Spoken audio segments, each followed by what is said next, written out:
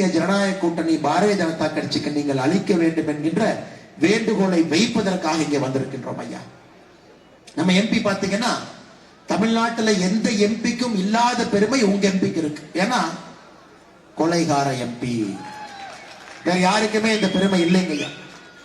இந்த எம்பி முந்திரி தோட்டத்துல முந்திரி தொழிற்சாலையில வேலை பார்க்கக்கூடிய கோவிந்தராசு என்கின்ற ஒரு முதியவரை பெரியவரை அடிச்சு அவங்களை என்ன பண்ணாங்கன்னு கூட தெரியாது.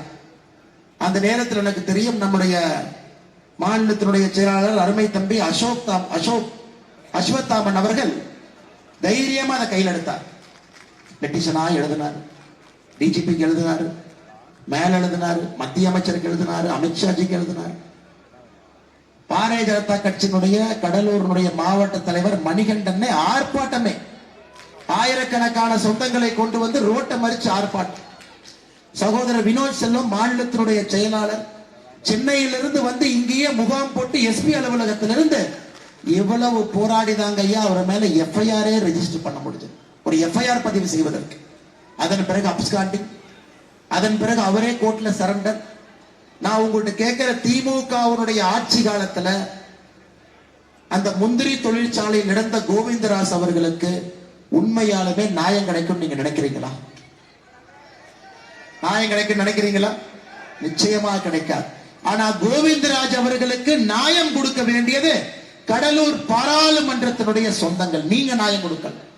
2024 திராவிட முன்னேற்ற கழகம் என்கின்ற தீய சக்தியை கடலூர்ல இருந்து அப்புறப்படுத்த வேண்டிய நேரம் உங்களுக்கு வந்துருச்சுங்க. கொலைகார எம்பி நம்ம வச்சிருக்கோம். அடுத்து பாத்தீங்கன்னா நம்முடைய அண்ணன் MRK பன்னீர்செல்வம் அவர்கள். இங்க 2 பேர் இருக்கிறாங்க ஐயா. திராவிட முன்னேற்ற கழகத்தில் சில நண்பர்கள் நாம் என்ன சொல்லுவோம்னா கொத்தடிமைகள் என்று சொல்லுவோம். ஒரே குடும்பத்தில் தொடர்ச்சியாக ஊழியம் செய்து கொண்டிருக்கின்றார்கள். ஆரம்ப காலத்தில் கலைஞர் ஐயா, மு.க. ஸ்டாலின் ஐயா, அதன் பிறகு பாத்தீங்கன்னா அடுத்து உதயநிதி ஸ்டாலின் ஐயா, இந்த தொகுதியினுடைய முன்னாள் எம்எல்ஏ பேரை தொலைட்டு இருக்கிறாங்க ஐயா, முன்னாள் எம்எல்ஏ ராஜன் நினைக்கிறாங்க ஐயா. அவங்க பேப்பர்ல படிச்ச அருமையா அவங்க சொன்னார், முன்னாள் எம்எல்ஏ ராஜன் இங்க கடலூர், தமிழ்நாட்டில் எந்த திமுக காரன்னு சொல்லாது கடலூர் முன்னாள் எம்எல்ஏ ராஜன் சொன்னார். என்ன சொன்னார் தெரியுங்களா? நான் வாழும் காலத்துல இன்ப நிதி முதல்வராக வேண்டும். கடலூருடைய முன்னாள் எம்எல்ஏ ராஜன் ஒருத்தர் சொல்றாருங்க ஐயா, புகழேந்தி சொல்றாரு, நான் வாழுகின்ற காலத்துல இன்ப நிதி முதலமைச்சராக வர வேண்டும். யாருன்னா உதயநிதி ஸ்டாலின் அவருடைய பையன். கொத்தடிமைகளுக்கெல்லாம் கொத்தடிமையாக கடலூர்ல ஒருத்தர் இருக்கார். நிலைமையா பாரு. இந்த அளவுக்கு மோசமாக குடும்ப ஆட்சியை நடத்தக்கூடிய திமுக காரங்க போட்டி போட்டுக்கிறாங்க. எனக்கு MRK பன்னீர்செல்வம் நான் ஒரு கேள்வியை கேட்கிறேன். நீங்க இன்னைக்கு வேளாண் துறை அமைச்சரா இருக்கிறீங்க, விவசாயத்தை பார்த்துக்க வேண்டியது உங்க பொறுப்பு. திமுகவுடைய தேர்தல் அறிக்கையில சொல்லி இருக்கிறீங்க, நெல்லினுடைய குறைந்தபட்ச ஆதரவு விலையை ஒரு குவிண்டலுக்கு 2500 ரூபாய் கொடுப்போம், கொடுக்கல. கரும்புடைய குறைந்தபட்ச விலை ஒரு டன்னுக்கு 4000 கொடுப்போம், கொடுக்கல.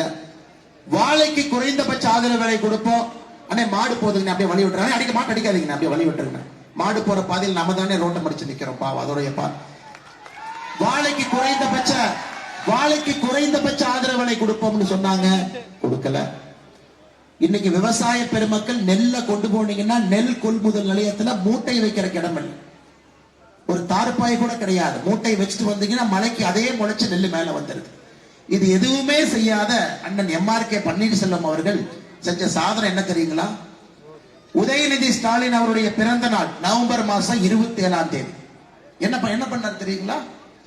உதயநிதி ஸ்டாலின் அவருடைய பிறந்த நாளுக்கு கடலூர் மாவட்டத்துல 622 நிகழ்ச்சிகள் நடத்தினார். எவ்வளவுங்க ஐயா? 622 நிகழ்ச்சி ஒரே நாளில். உதயநிதி ஸ்டாலினுடைய பிறந்த நாள்ல 622 நிகழ்ச்சி. ஏங்க ஐயா, விவசாய பெருமக்களுக்கு சொன்னது எதுவுமே செய்யல, வாக்குறுதி ஒண்ணுமே நிறைவேற்றல. மோடி ஐயா விவசாயிகளுக்காக கொடுக்கக்கூடிய திட்டத்தை கூட முழுமையாக கொடுப்பதற்கு தமிழக அரசு முயற்சி எடுக்கல.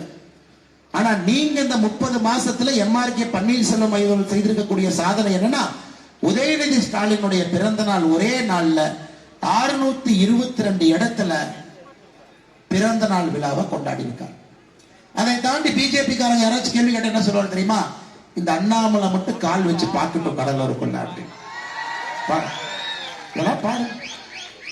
இது தேஞ்சு போன ஓல்டு ரெக்கார்டு மாதிரி திரும்ப திரும்ப இதையே பேசிட்டு இருக்கிறாங்க. சொன்னதுக்கு அப்புறம் எத்தனை டைம் இவா கடலூருக்கு வர்றது? 4வது டைம் கடலூருக்கு வந்தாச்சு. 4 முறை உங்களை பார்ப்பதற்காக, உங்களுடைய அன்பு மலைகளை நனைவதற்காக 4 முறை கடலூருக்கு வந்தாச்சு. பேசுனா செய்யணும். ஏதோ செஞ்சிருவேன் சொன்னீங்க, வெயிட் பண்ணிக்கிட்டே இருக்க. அதனால இந்த பழைய திமுக மிரட்டல், மிரட்டிடுவேன், உருட்டு கட்ட, அடித்தால் திருப்பி அடிப்போம், அது பாரதிய ஜனதா கட்சி. அதெல்லாம் போலீஸ்காரங்கெல்லாம் நீங்க தெளிவா மனசுல வச்சுக்கங்க. பிஜேபி கார ஒருத்தர் மேல கை வச்சா பிச்சு எடுத்துருவோம். அதெல்லாம் பிச்சு எடுத்துருவோம். அப்படியே முதல்ல மாதிரி அப்படியே போலீஸ் ஸ்டேஷன்ல போய் பெட்டிஷன் கொடுத்தா எஃப்ஐஆர் ரெஜிஸ்டர் பண்ண மாட்டாங்க. தெளிவா தொண்டர்களுக்கு சொல்லியிருக்கேன், உதைச்சானா திருப்பி உதைச்சிட்டு தான் போன் பண்ணும். அதனால கடலூர்ல யாராவது பாரதிய ஜனதா கட்சி கிட்ட அந்த மாதிரி அரசியல் பண்ணலாம், அந்த பல அரசியலை பண்ணலாம்னு யாராச்சும் வந்தீங்கன்னா ஒரு உதைக்கு 10 உதை திருப்பி கொடுக்கப்பா. இங்க நிறைய கட்சிகள் அப்படியே சுத்திட்டு இருக்கிறாங்க. ஏன்னா அரசியல் மாறணுங்க ஐயா, அரசியல் மாறும். இந்த அரசியல் நம்ம ஏத்துக்க முடியாது. இந்த மிரட்டி உருட்டி ஒருத்தரே தொடர்ந்து இங்க அரசியல் இருந்து ஏழை மக்களை ஏழையாக வைத்து சமூக நீதி சமநீதிங்கிற பொய்ய பேசி மேடையில யாராவது நம்முடைய சகோதரிகள் இருந்தா ஜாதி பெயரை சொல்லக்கூடிய ஒரே ஒரு கட்சி திராவிட முன்னேற்ற கழகம். ஒரே கட்சி. ஒருத்தருடைய சாதியினுடைய பெயரை சொல்லக்கூடிய தமிழகத்துல ஒரு கட்சி இருக்குன்னா அது திராவிட முன்னேற்ற கழகம். வேற யாருமே கிடையாதுங்க, யாருமே கிடையாது. சாதியை வச்சு ஓட்டு கேட்கிறாங்கன்னா ஒரே கட்சி திராவிட முன்னேற்ற கழகம். தமிழ்நாட்டில் யாருமே கிடையாது. நம்முடைய பிரதமரை பாருங்க ஐயா, ஸ்டாலின் ஐயா சாமி கும்பிட்டு இருந்தார். அவரு கும்பிட்டு மாட்டாரு, துர்கா அம்மா சாமி கும்பிட்டு இருப்பாங்க. எப்படியாவது இந்த 5 மாநிலத்துல எங்கேயுமே பாரதிய ஜனதா கட்சி ஜெயிச்சிடக்கூடாது. ஐயா நான் உங்களுக்கு உறுதியா சொல்றேங்க ஐயா, நேத்து வாரணாசியில் இருந்தாங்க ஐயா. நீங்க எல்லாரும் இந்தியா முழுவதும் சுத்துறீங்க, எல்லா பக்கமும் போய் பார்க்கறேன். நான் உறுதியா சொல்றேங்க ஐயா, என்னுடைய கணிப்பு குறைந்தபட்சம் 450 எம்பி. குறைந்தபட்சம். ராஜஸ்தான்ல ஜெயிச்சோம், மத்திய பிரதேசத்துல ஜெயிச்சோம், சத்தீஸ்கர்ல ஜெயிச்சோம்.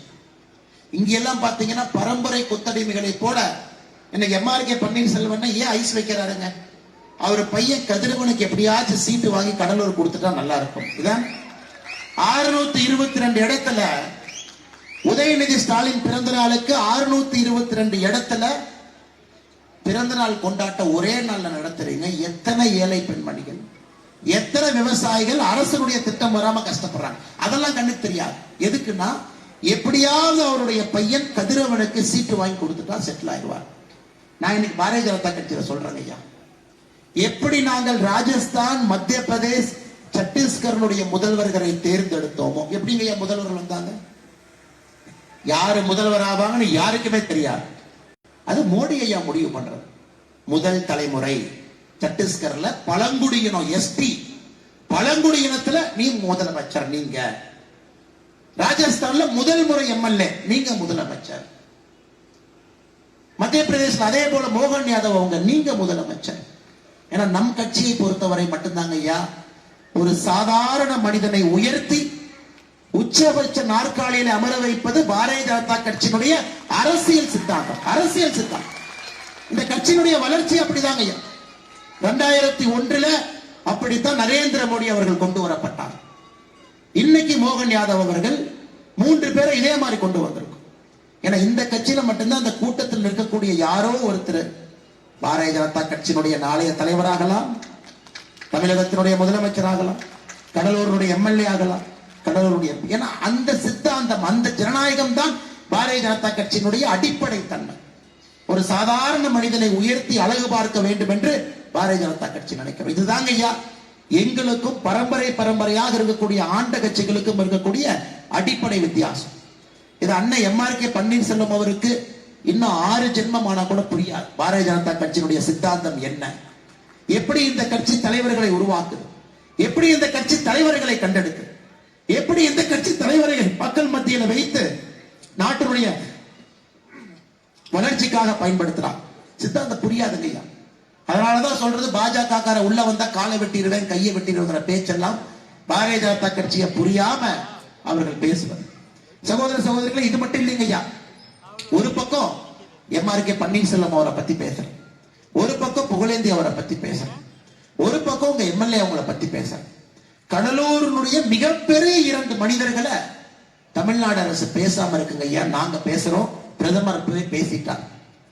அவங்க 2 பேர்த்தையுமே நம்முடைய பாரத பிரதமர் அவர்கள் தன்னுடைய மனதின் குரல் நிகழ்ச்சியில 2 பேர்த்தையும் அறிமுகப்படுத்தினாருங்க ஐயா. கடலூரை சார்ந்த ஐயா ஆற்காடு ராமசாமி முதலியார் அவர்கள், லட்சுமணசாமி முதலியார் அவர்கள் 2 பேர்த்த கடலூரில் இருந்து 2 சகோதரர்களை பத்தி நம்முடைய பாரத பிரதமர் நரேந்திர மோடி அவர்கள் 2019 அக்டோபர் மாசத்துல மனதின் குரல் நிகழ்ச்சியில சொன்னாருங்க.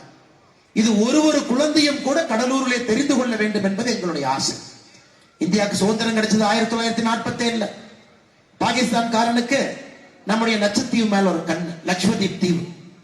ஒரு பாகிஸ்தான் கப்பல் அனுப்பிச்சிட்டான். லட்சத்தீவுல போய் பாகிஸ்தான் கொடியை போட்டு அந்த தீவு எடுத்துக்கலாம். சர்தார் வல்லபாய் பட்டேல் ஐயாவுக்கு தகவல் வந்துச்சு.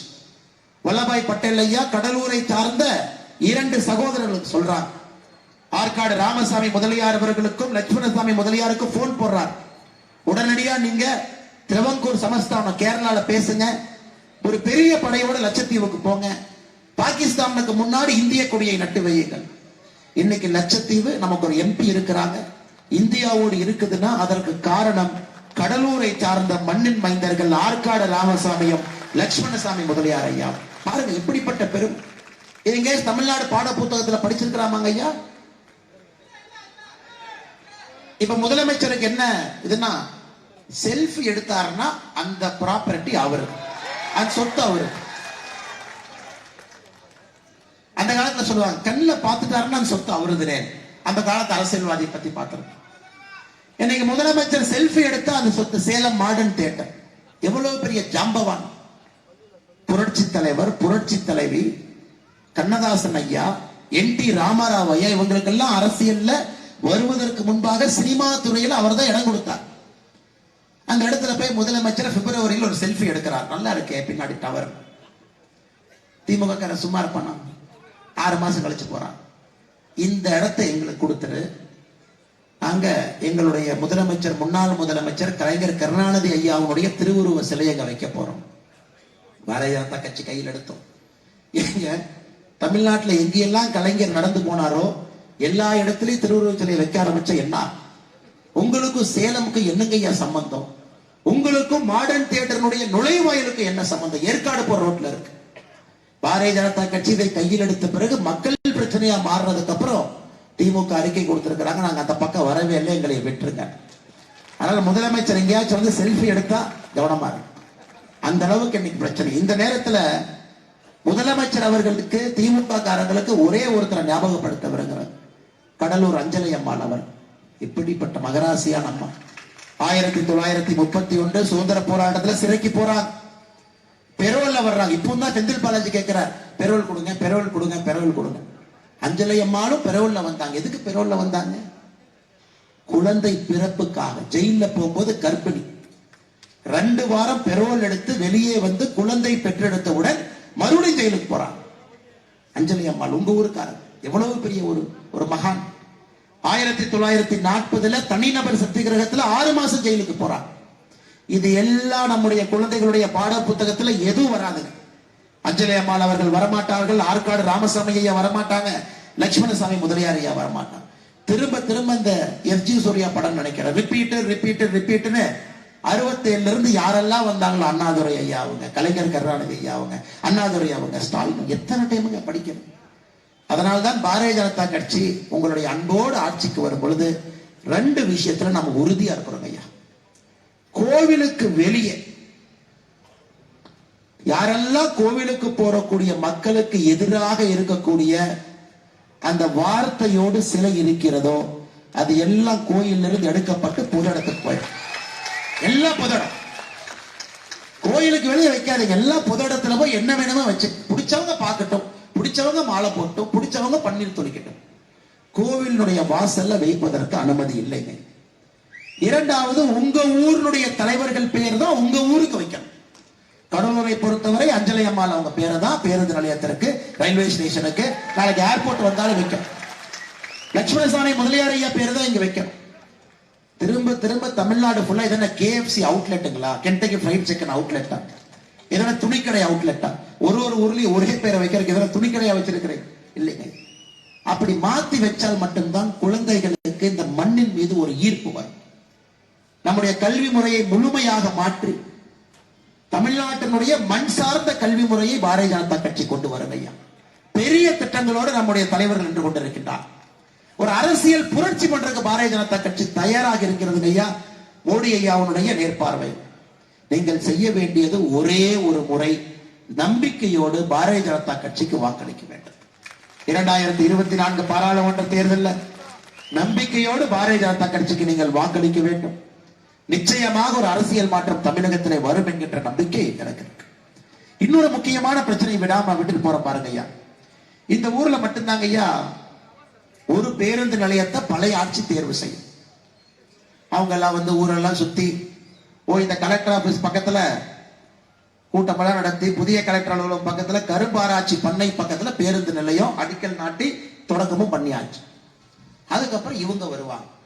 இவங்க பேருந்து நிலையத்தை பேருந்து நிலையத்தை மாத்தி பெரிய கலாட்டம் நடக்குது இல்லைங்களாங்க ஐயா. இவங்களுக்கு இதே வேலைங்க ஐயா. இங்க மட்டும் இல்ல, இதே வேலை. கோயம்புத்தூர்ல பேருந்து நிலையத்தை மாத்து. இப்ப உதயநிதி ஸ்டாலின் அடுத்ததுக்கு போயிட்டார். என்னையா பேருந்து ஃபார்முலா 4 பந்தயம் நடத்துறன்னு 40 கோடி ரூபாய்க்கு செலவு பண்ணி டிராக் போட்டாச்சு. இப்ப சொல்றாங்க அது சகுனம் சரியில்லை, அதனால டிராக்கையே மாத்தி இன்னொரு இடத்துக்கு போறோம். இப்ப உதயநிதி ஸ்டாலின் நீங்க எங்களையே பார்த்து கேட்டீங்கல்ல, திரும்ப நான் கேட்கிறேன், இதென்ன உங்க அப்பா வீட்டு பணமா? பேருந்து நிலையத்திற்காக பணம் ஒதுக்கி பேருந்து நிலையத்தை கட்ட ஆரம்பித்து அதை சும்மா அப்படி மாத்தி வைக்கிறோம். கோயம்புத்தூர் பேருந்து நிலையத்தை மாத்தி வைக்கிறோம். 40 கோடி ரூபாய் செலவு செய்த பிறகு ஃபார்முலா 4 ரேசிங் ட்ராக்கை சென்னையில மாத்தி வைக்கிறோம். அப்பா வீட்டு பணமா? ஆமாங்க, அப்பா வீட்டு பணம் தான் சொல்லுவாரு. ஏன்னா இவரும் இவருடைய மச்சான் யாருங்க, ஸ்டாலின் ஐயாவுடைய மாப்பிள்ளை சபரீஷ், 2 பேர் சேர்ந்து 30,000 கோடி சம்பாதிச்சிருக்கிறான். நான் சொல்லிங்க, பிடிஆர் என்ன சொன்னார். அதனால அப்பா வீட்டு பணம்னு சொல்வதற்கு அவருக்கு உரிமை இருக்கு. அதை எல்லாம் இந்த ஜனநாயகத்திலே உடைத்து, ஒரு ஜனநாயகத்திலே எப்படி ஜனநாயகத்தின்படி ஆட்சி நடக்குதோ அப்படி தாங்க ஐயா நடத்தப்பட வேண்டும் ஆட்சி. மக்களுடைய எண்ணங்களை கொடுக்கும். இவங்க லேண்ட் வாங்கி வச்சிருக்கிறாங்க, அங்க அவங்க வாங்கி இருக்கிற லேண்ட் விலை ஏற வேண்டும் என்பதற்காக பேருந்து நிலையத்தை மாத்தினீங்கன்னா அது பேர் திருட்டுத்தனம், அயோக்கியத்தனம். அது பேர் ஜனநாயகம் கிடையாதுங்க ஐயா. இதை பாரதிய ஜனதா கட்சி எதிர்க்கின்றோம், உங்களோடு நிற்கின்றோம். இந்த மாதிரி கடலூரை பத்தி நிறைய பேசிக்கிட்டே போலாங்க ஐயா. உங்க எம்பியில இருந்து ஆரம்பிச்சு புகழேந்தி அவர்கள், ராஜன்ல இருந்து வரிசையா பேசிக்கிட்டே போலாம். இந்த முறை நீங்க மாத்தி யோசி. பாரதிய ஜனதா கட்சி கடலூர் பாராளுமன்றத்துல பாரதிய ஜனதா கட்சியினுடைய உறுப்பினர் நீங்க கொடுக்கணுங்க ஐயா. இன்னைக்கு முதலமைச்சர் அவர்கள் நிறைய பொய் பேச ஆரம்பிச்சிட்டார். கவனிச்சீங்களா? முதலமைச்சர் பொய் பேசுறாரு. கவனிச்சீங்களா? என்ன சொல்றாருன்னா, நாங்கள் ஆட்சிக்கு வந்த பிறகு 99% தேர்தல் வாக்குறுதியை நிறைவேற்றிட்டோம் சொல்றாருங்களா? சென்னை மக்கள் மகிழ்ச்சி வெள்ளத்துல, எங்க வெள்ளத்துல எங்க மகிழ்ச்சி, வெள்ளத்துக்குள்ள எல்லாம் இருக்கும், மகிழ்ச்சி வெள்ளத்துல இருக்காங்க. முதலமைச்சர் அவர்களே 99% தேர்தல் வாக்குறுதி நிறைவேற்றிட்டு சொன்னேன். கடலூருக்கு நீங்க புத்தகத்துல அச்சடித்த தேர்தல் வாக்குறுதியை மட்டும் படிக்கிற கடலூர் மக்கள் நீங்க சொல்லுங்க, நிறைவேற்றிருக்காரா? நாங்கள் ஆட்சிக்கு வந்தால் கடலூர் துறைமுகம் விரிவுபடுத்தப்படும். நாளைக்கு எங்க தலைமையில போடுவார். நீங்க பாருங்க, தேர்தல் எப்படி மாற்றி வருவார் பாருங்க. கடலூர் சிப்காட் தொழிற்பேட்டையில் வேதியியல் தொழிற்சாலைகள் இருந்து வெளியேறும் கழிவுப் பொருட்களுக்கு சுத்திகரிப்பு நிலையம் அமைக்கப்படும். இல்ல, கடலூரில் உள்ள கொண்டங்கி ஏரி தூர்வாரப்படும். நீங்க ஏரி பக்கம் வராம இருந்தாலே போதுங்க, தூர் நாங்க வரைக்கும்.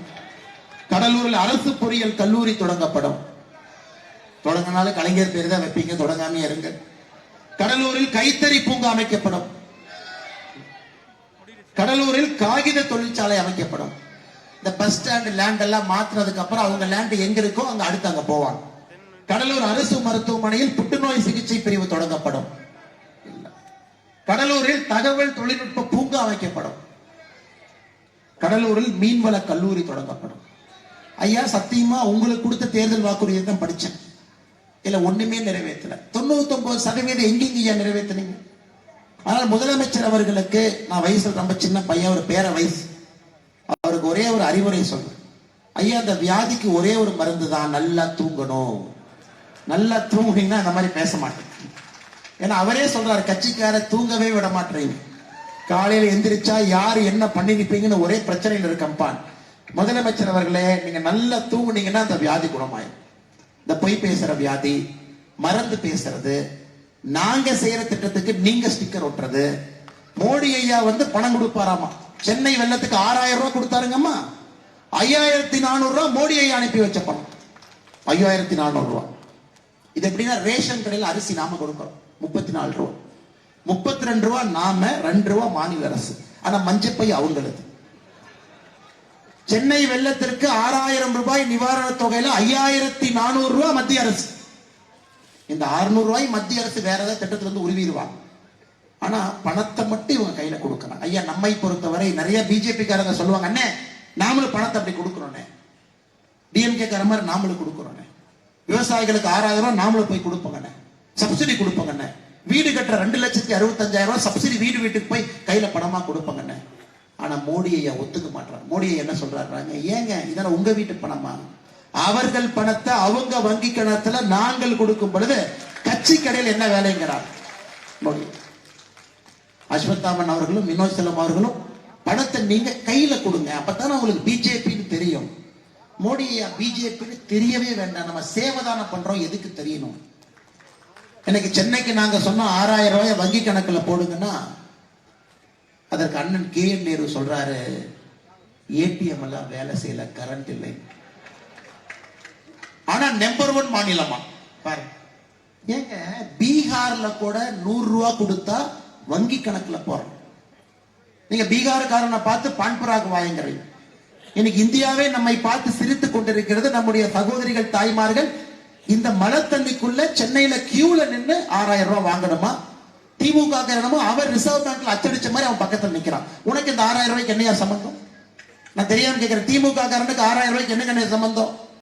கரவேட்டியை கட்டிக்கிட்டு 6000 ரூபாய் கொடுத்தது. ஐயா, நாம ஆட்சிக்கு வந்தாலும் பணம் என்பது வங்கி கணக்குல தாங்க ஐயா.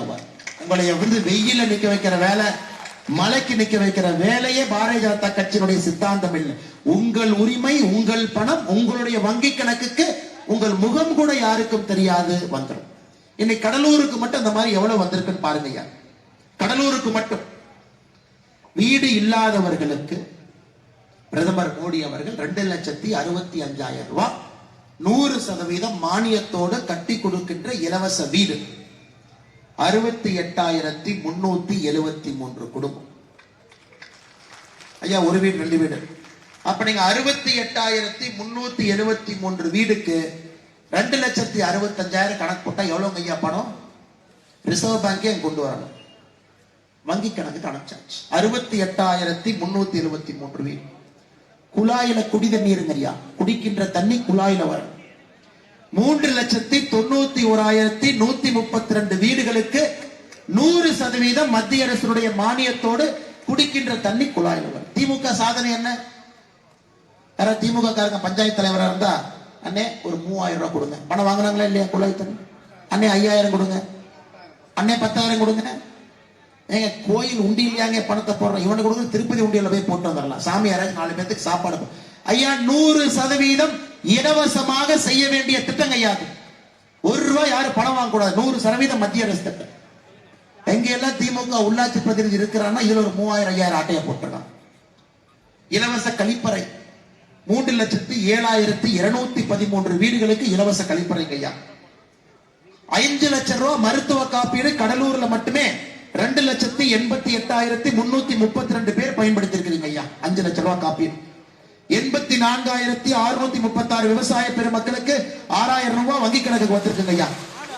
முத்ரா கடன் திட்டம், யாரெல்லாம் பேங்க்ல முத்ரா திட்டம் கடன் வாங்கி இருக்கீங்களோ, கடலூருக்கு மட்டுமே 6,935 கோடி ரூபாய் இந்த ஒரு மாவட்டத்திற்கு கடன் கொடுக்கப்பட்டிருக்கிறது ஐயா. இதையெல்லாம் பிஜேபி காரன் பணமா கொண்டு வந்தா ரிசர்வ் பேங்க் கண்டெய்னரை கொண்டு வந்து நிறுத்தணுங்க ஐயா. சத்தம் இல்லாம பெருமை. பேசி முடிச்சு வாங்கி இந்த அற்புதமான கூட்டத்திற்கு வந்திருக்கக்கூடிய எல்லா சகோதர சகோதரிகள், பெரியோர்கள், தாய்மார்கள், மாற்று கட்சி நண்பர்கள், திமுக நண்பர்கள் கூட ஒளிஞ்சிருந்து கேட்டிருக்கிறாங்க. அண்ணாமலை என்ன சர்றதான பேசுறாங்க. கண்டிப்பா அவங்களையும் நான் இந்த நேரத்தில் பாராட்டுறேன். திமுக கட்சியின் மீது எங்களுக்கு பிரச்சனைங்க. திமுக கட்சிக்காரங்க கிட்ட பிரச்சனை. அவங்க நினைப்பாங்க எத்தனை நாளைக்கு தான் போஸ்ட் ஓட்டுறது, இந்த கட்சியில சேர்ந்து அண்ணாமலை அண்ணன் நம்மளையும் முதல்வர் ஆக்குறாங்கிறாரு அப்படி. அதனால அப்படி யாராவது இருந்தா உங்களுக்கும் இந்த நேரத்தில் வாழ்த்தி வணங்கி நன்றி சொல்லு. குறிப்பாக இங்க வந்திருக்கக்கூடிய இளைஞர்கள், தாய்மார்கள், குழந்தைகளோடு வந்திருக்கக்கூடிய பெண்கள், கட்சி நண்பர்கள் எல்லோருக்கும் என்னுடைய வாழ்த்துக்களை வணக்கங்களை தெரிவித்து இந்த அற்புதமான பொதுக்கூட்டம் யாத்திரை நடப்பதற்கு காரணமாக இருந்த மாவட்ட தலைவர் என்ன மணிகண்டன் இன்னைக்கு மத்தியான ஹாஸ்பிட்டல்ல ட்ரிப்ஸ் எல்லாம் கையில இறங்கிட்டு இருந்துச்சு. ஆனா பாத யாத்திரைக்கு வருவேன் என்று அடம் பிடித்து வந்திருக்கின்றார். அந்த அளவுக்கு கடுமையாக உழைக்கக்கூடிய ஒரு தலைவர் நாங்கள் மாவட்ட தலைவராக இந்த பகுதியில் பெற்றெடுத்திருக்கின்றோம். அண்ணன் மணிகண்டன் அவர்களுக்கு இந்த நேரத்தில் நன்றி கலந்த வாழ்த்துக்களை வணக்கங்களை தெரிவித்து இந்த பகுதியினுடைய பெருங்கோட்ட பொறுப்பாளர், பாரதிய ஜனதா கட்சியினுடைய கட்சி வளர்ச்சிக்கு வேகம் எடுப்பதற்கு பெரும் காரணமாக இருக்கக்கூடிய அருமை சகோதரர் வினோத் பி செல்வம் அவர்கள் மாநில செயலாளர்களுக்கு என்னுடைய வாழ்த்துக்களை வணக்கங்களை தெரிவித்து, சகோதரர் அஸ்வத்தாமன் அவர்களுக்கு அறிமுகம் தேவையில்லை. தினமும் டிவியில பாக்குறீங்க, யூடியூப்ல பாக்குறீங்க, கருத்துக்கெல்லாம் சொல்றார். அது நெத்தி பொட்டில் அடிக்கிற மாதிரி டொப்பு டொப்புன்னு சொல்றார். அப்படிப்பட்ட ஒரு தலைவரும் நம்முடைய பாரதிய ஜனதா கட்சியில் அற்புதமாக பணி செய்து கொண்டிருக்கின்றார்கள். சகோதரர் அஸ்வத்தாமன் அவர்களுக்கு என்னுடைய வாழ்த்துக்களை வணக்கங்களை தெரிவித்து, மாநில துணைத் தலைவர், பெரும் தலைவர் ஐயா ஏஜி கோவிந்த்சாமி அவருடைய மகன், கட்சியினுடைய வளர்ச்சிக்காக அற்புதமாக பாடுபடக்கூடிய முன்னாள் சட்டமன்ற உறுப்பினர் அண்ணன் ஏஜி சம்பத் அவர்களுக்கு இந்த நேரத்தில் என்னுடைய வாழ்த்துக்களை வணக்கங்களை தெரிவித்து, ஓபிசியினுடைய மாநில தலைவராக இருந்து குறிப்பாக பிற்படுத்தப்பட்ட மக்களுக்காக நம்முடைய இருக்கக்கூடிய பிரிவை பட்டி தொட்டி எல்லாம் எடுத்து சென்று கட்சியினுடைய வளர்ச்சிக்கு இந்த பகுதியிலே பெரும் பணியாற்றக்கூடிய அண்ணன் சாய் சுரேஷ் அவர்கள் மேடை நின்று கொண்டிருக்கின்றார்கள். அவருக்கு இந்த நேரத்தில் என்னுடைய வாழ்த்துக்களை வணக்கங்களை தெரிவித்து,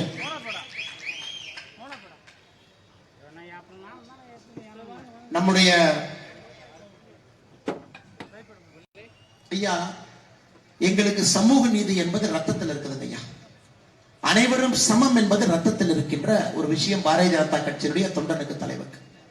இன்னைக்கு பாரதிய ஜனதா கட்சியில பட்டியல் சமுதாயத்திற்காக ஒரு தனி பிரிவு, முன்னேற்றத்திற்காக, வேலை வாய்ப்புக்காக, அரசியல் அதிகாரத்திற்காக சத்தமில்லாம வேலை செய்து கொண்டிருக்கின்றோம். அதனுடைய மாநிலத்தினுடைய பொதுச் செயலராக இருந்து மிக கடுமையாக பாடுபடக்கூடிய சகோதரர் அரசு ரங்கேஷ் அவர்கள் நம்மோடு நின்று கொண்டிருக்கின்றார்கள். அவருக்கு இந்த நேரத்தில் நன்றி கலந்த என்னுடைய வாழ்த்துக்களை வணக்கங்களை தெரிவித்து, நம்முடைய முன்னாள் மாவட்ட தலைவர் அண்ணன் தேவ சரவண சுந்தரம் அவர்கள் மேலே நின்று கொண்டிருக்கின்றார்கள். மிக கடுமையாக பணி செய்யக்கூடியவர். பதவி இருந்தாலும் அதே வேலை, பதவி இல்லைனாலும் அதே வேலை. அப்படிப்பட்ட அற்புதமான ஒரு தொண்டன் தலைவனுக்கு இருக்கக்கூடிய அற்புதமான குணம் இருக்கக்கூடிய சரவண சுந்தரம் அவர்களுக்கு என்னுடைய வாழ்த்துக்களை வணக்கங்களை தெரிவித்து, இந்த பாராளுமன்றத்தினுடைய பொறுப்பாளராக பணியாற்றக்கூடிய சகோதரர் சதீஷ்குமார் அவர்கள் அனைவரையும் ஒருங்கிணைத்து, பெரிய பொறுப்பு, ஒரு மீனவருங்க, சென்னை பகுதியில் இருக்காங்க, படகெடுத்து இப்போ போய் மீன் பிடிச்சிட்டு வந்துதான் கட்சி வேலை செய்வார். அப்படிப்பட்ட அந்த மீனவ சமுதாயத்திலிருந்து ஒரு மிகப்பெரிய அரசியல் தலைவராக உருவாகி கொண்டிருக்கக்கூடிய அண்ணன் சதீஷ்குமார் அவர்கள் நன்றி கலந்த வாழ்த்துக்களை வணக்கங்களை தெரிவித்து, மாநில பொதுக்குழு உறுப்பினர் அண்ணன் குணசேகரன் அவர்கள் இருக்கின்றார்கள், நன்றி தெரிவித்து, மாவட்ட பொதுச் செயலாளர் சுரேஷ் பிச்சைப்பிள்ளை அவர்களுக்கு வாழ்த்துக்களை தெரிவித்து, மாவட்ட பொருளாளர் ஜெனித் மேகநாதன் அவர்களுக்கு நன்றிகளை தெரிவித்து, ஆன்மீகம் கோவில் மேம்பாட்டு பிரிவினுடைய மாநில செயலாளர் வினோத் ராகவேந்திரன் அவர்களுக்கு நன்றியை தெரிவித்து, மாநில செயற்குழு உறுப்பினர் பட்டியல் அணி சக்திவேல் அவர்களுக்கு, சக்திவேல் அண்ணன் இருக்காங்களா? நம்ம கவுன்சிலர் அண்ணன் அங்கதானே, நம்முடைய கவுன்சிலர் அண்ணன் கடுமையா உழைக்கக்கூடியவங்க. சமீபத்தில் காலில் ஒரு பிரச்சனை இருந்தும் கூட அதையெல்லாம் பொருட்படுத்தாம நம்முடைய மக்கள் பிரதிநிதி, மக்களுக்காக பாடுபடக்கூடிய அற்புதமான ஒரு தலைவர் சக்திவேல் அண்ணன் இருக்கிறாங்க. அண்ணன் மேடைக்கு வர வேண்டும் என்று அன்போடு அழைக்கின்றேன். மாவட்டத்தினுடைய துணைத் தலைவர்கள் குமார் அவர்கள், பத்மினி ஜெயந்தி அவர்கள், மாவட்டத்தினுடைய செயலாளர்கள் பிபிஎஸ் பெருமாள் அவர்கள், ராமமூர்த்தி அவர்கள், விஜயலட்சுமி அவர்கள் நன்றியை தெரிவித்து, நம்முடைய இரும்பு தூண்களாக இருக்கக்கூடிய நம்முடைய ஒன்றிய தலைவர்கள், கடலூர் மாநகரத்தினுடைய மேற்கு பகுதி அண்ணன் மூர்த்தி அவர்கள், கடலூர் மாநகரத்தினுடைய கிழக்கு பகுதி வேலு வெங்கடேசன் அவர்கள், கடலூர் தெற்கு ஒன்றியத்தினுடைய தலைவர் தமிழ்ச்செல்வி தங்கராஜ் அக்கா அவர்கள், கடலூர் வடக்கு ஒன்றியத்தினுடைய தலைவர் அண்ணன் அருள் அவர்கள், குறிப்பாக நம்முடைய மக்கள் பிரதிநிதி அண்ணன் அவர்களை நம்முடைய கட்சியின் சார்பாக வாழ்த்தி வணங்கி அவருடைய சேவையை இந்த நேரத்தில் பாராட்டி, இன்னும் உங்களுடைய பணி இன்னும் வேகமாக மக்களுக்காக நடக்கட்டும் என்று சொல்லி எனக்கு வாய்ப்பு கொடுத்த கடலூர் கிழக்கு மாவட்டத்தினுடைய தலைவர் உட்பட எல்லா தொண்டர்களுக்கும் நன்றியை தெரிவித்து என்னுடைய பேச்சை முடித்துக் கொள்கின்றேன். நன்றி, வணக்கம். பாரத் மாதா கி ஜெய். இந்த யாத்திரையின் ஒரு பங்காக செல்லும் ஊரெல்லாம் நரேந்திர மோடி அவர்களின் திட்டங்களினால் பயன்பெற்றவர்கள் ஒவ்வொரு கிராமத்திலும், ஒவ்வொரு கடைக்கோடி கிராமத்திலும் இருக்கிறார்கள். அந்த விதத்திலே இன்று செல்வ மகள் சேமிப்பு திட்டம் மூலமாக பயன்பெற்ற திரு தங்கவேல் அவர்களின் குழந்தைகளை மேடைக்கு வருமாறு அன்போடு அழைக்கிறேன்.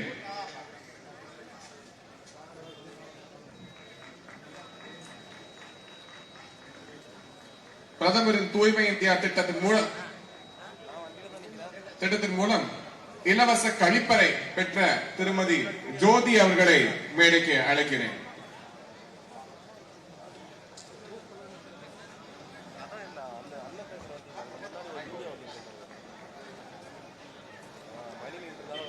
பிரதம மந்திரியின் முத்ரா கடன் திட்டம் மூலமாக பயன்பெற்ற திரு பிரவீன் ராஜ் அவர்களை மேடைக்கு அழைக்கிறேன்.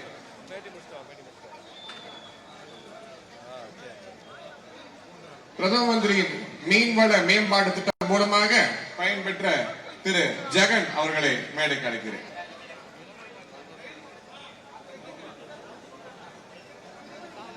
இந்த நிகழ்ச்சிக்கு அரும்பாடு பெற்ற மாவட்ட நிர்வாகிகள், மண்டல தலைவர்கள், கட்சியின் கடைக்கோடி தொண்டர்கள் மற்றும் இந்த நிகழ்ச்சிக்கு பாதுகாப்பு வழங்கிய தமிழகத்தின் கடலூர் மாவட்ட காவல்துறை, பத்திரிகை சகோதரர்கள் அனைவருக்கும் நன்றி நன்றி நன்றி. பாரத் மாதா கி.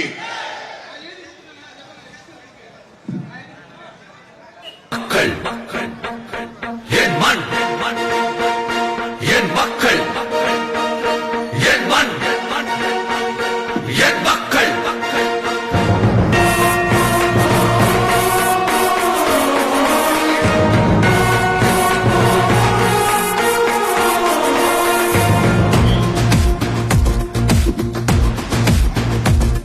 என் மண், என் மக்கள்,